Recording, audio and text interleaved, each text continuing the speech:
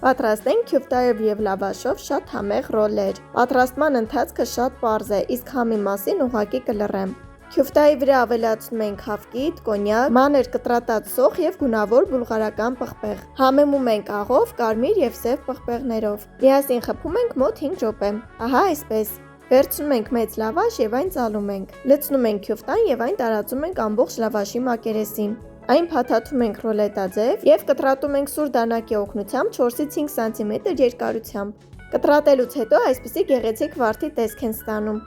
Վերցնում ենք հրակայուն նման և այն պատում ձիթայուղով։ Շարում ենք մեր քյուֆտայով ռոլլերը այնպես, ինչպես ցուցադրված է հոլովակում։ Փակում ենք փայլատի թեղով և տեղափոխում նախօրոք 250 աստիճան տաքացրած ջեռոց մոտ 30 րոպե։ Իսկ մատուցելիս ըստ ցանկության կարող ենք ավելացնել մանր կտրատած կանաչի։ Վերջ, մեր համեղագույն քյուֆտայով ռոլլերը պատրաստ են։ Սա այն բաղադրատոմսն է, որ անպայման պետք է փորձեք, քանի որ վստահ եմ, որ շատ եք հավանելու այն։ Դե ինչ, չմոռանաք միանալ ինձ այլ համեղ և օրիգինալ բաղադրատոմսեր գտնելու համար։ Պահպանեք և պատրաստեք այն։ Բարի ախորժակ։